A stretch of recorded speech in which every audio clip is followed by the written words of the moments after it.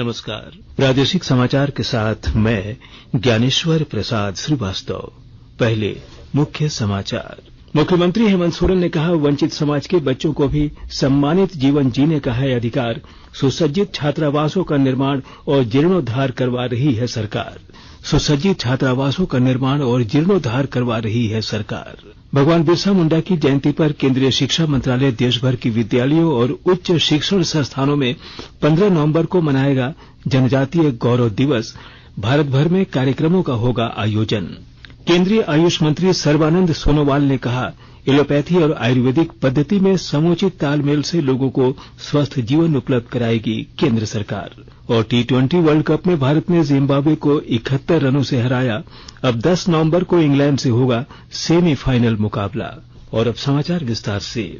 मुख्यमंत्री हेमंत सोरेन ने कहा है कि वंचित समाज के बच्चों को भी सम्मानित जीवन जीने का अधिकार है।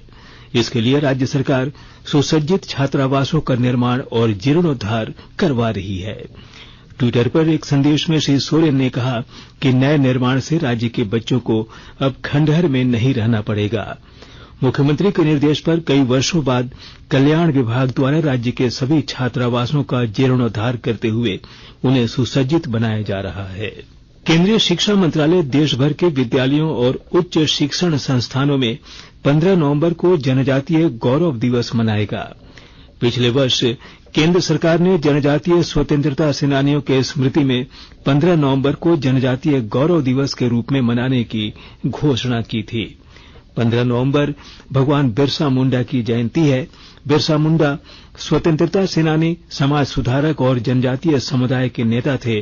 उन्होंने ब्रिटिश औपनिवेशिक सरकार के शोषण के विरुद्ध आवाज उठाई थी और आंदोलन का नेतृत्व किया था। मुख्यमंत्री हेमंत सोरेन की अध्यक्षता में राज्य मंत्रिपरिषद की बैठक 10 नवंबर को प्रोजेक्ट भवन सभागार में आयोजित होगी। इस संबंध में मंत्रिमंडल सचिवालय एवं समन्वय विभाग ने आदेश जारी करते हुए सभी विभागों को कैबिनेट की बैठक में प्रस्ताव रखने के लिए संलेख उपलब्ध कराने का निर्देश दिया है। केंद्र सरकार ने वर्ष 2022-23 के दौरान 60 लाख मीट्रिक टन तक चीनी के निर्यात की अनुमति दी है। इसका उद्देश्य देश में चीनी की कीमत में स्थिरता और चीनी मिलों की वित्तीय स्थिति को संतुलित करना है। लातेहार जिले में नगरपालिका चुनाव की प्रशासनिक तैयारी पूरी कर ली गई है। विस्तृत ब्यौरा दे रहे हैं हमारे लातेहार संवाददाता। लातेहार जिले में नगरपालिका चुनाव की प्रशासनिक तैयारी पूरी कर ली गई है। जिला प्रशासन द्वारा मतदाता सूची का प्रकाशन भी कर दिया गया है। इस बार 17,232 मतदाता अपने मताधिकार का प्रयोग कर सकेंगे।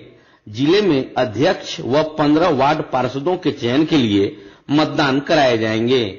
जिला निर्वाचन पदाधिकारी सह उपायुक्त भोर सिंह यादव ने कहा कि नगरपालिका आम चुनाव के लिए 16 मतदान केंद्र बनाए गए हैं।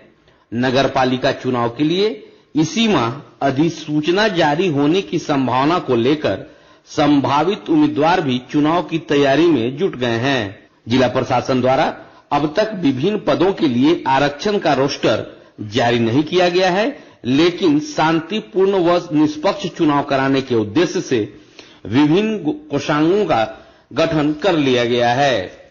केंद्रीय आयुष मंत्री सर्बानंद सोनोवाल ने कहा है कि केंद्र सरकार एलोपैथी को पारंपरिक आयुर्वेदिक उपचार पद्धति में समुचित समन्वय से लोगों को स्वस्थ जीवन उपलब्ध कराने के लिए प्रतिबद्ध है।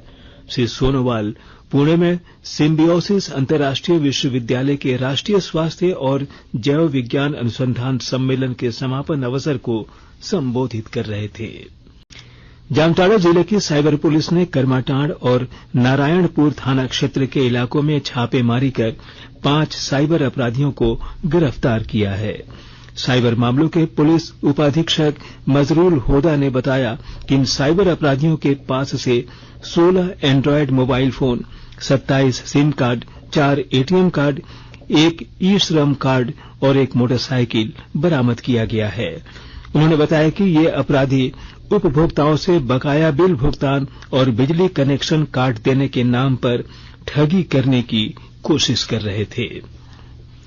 गिरिडीह जिले में विधिक सेवा प्राधिकार के तहत आज एक मेगा सशक्तिकरण शिविर का आयोजन किया गया। इस शिविर में गरीब के लिए केंद्र और राज्य सरकार द्वारा चलाई जा रही योजनाओं के बारे में लोगों को जानकारी दी गई। इस अवसर पर जिले के उपायुक्त नमन प्रियेश लकड़ा ने केंद्र और राज्य सरकार द्वारा चलाई जा रही योजनाओं की जानकारी देते हुए आम लोगों से इसका लाभ लेने की अपील की। हम लोगों ने सभी प्रखंडों में ऑर्गेनाइज किया था। आज भी हम लोगों ने हमारे निकटवर्ती प्रखंडों के विभिन्न लाभुकों को आज यहाँ पे बुलाया है। उनके भी अधिकार है, उनको हम लोग जो भी अगर किसी का कोई कानूनी प्रक्रिया का अगर वैधिक सहायता हम लोगों को प्रदान करना है उसके संबंध में न्यायिक पदाधिकारियों के द्वारा उसको बताया गया मंच के द्वारा।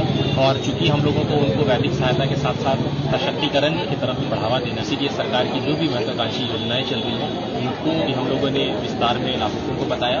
योजनाओं के आने वाले दिनों में जो भी हमारे नागरिक हैं उनको हम लोग और भी कानूनी प्रक्रिया को सुलभ करने के लिए और इस तरह का वैधिक प्रक्रिया को और भी आसान बनाने के लिए हम लोग आने वाले दिनों में नेशनल लोक अदालत का भी आयोजन करेंगे। गुमला जिले के नगर परिषद क्षेत्र की सड़कों पर गंदगी फैलाने और सिंगल यूज प्लास्टिक का उपयोग करने समेत अन्य नियम विरुद्ध आचरण करने वाले 94 लोगों से पिछले 4 दिनों में जुर्माना वसूला गया है।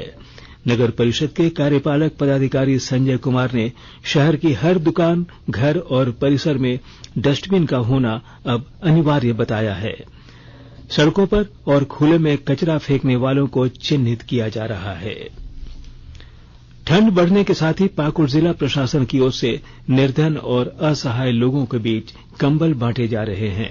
उपायुक्त वरुण रंजन के नेतृत्व में रेलवे स्टेशन और बस स्टैंड के अलावा विभिन्न चौक चौराहों पर बीती रात कंबल का वितरण किया गया। T20 वर्ल्ड कप में आज भारत ने जिम्बाब्वे को 71 रनों से पराजित कर दिया है। मेलबर्न क्रिकेट ग्राउंड में खेले गए सुपर 12 के आखिरी मुकाबले में भारत ने पहले बल्लेबाजी करते हुए 20 ओवर में 5 विकेट खोकर 186 रन बनाए। टीम के लिए सूर्य कुमार ने नाबाद 61 रनों की पारी खेली। वहीं केएल राहुल ने भी 51 रनों का योगदान दिया। लक्ष्य का पीछा करने उतरी जिम्बाब्वे की टीम की शुरुआत बेहद खराब रही और पूरी टीम 17 ओवर और 2 गेंद में 115 रन पर आउट हो गई। अब भारत का सामना सेमीफाइनल में इंग्लैंड से 10 नवंबर को एडिलेड में होगा। रांची प्रक्षेत्र के पुलिस उप महानिरीक्षक अनीश गुप्ता ने कहा कि कैंसर का इलाज संभव है, लेकिन अगर समय रहते इसका पता लग जाए तो बेहतर इलाज मिले तो कैंसर को हराया जा सकता है।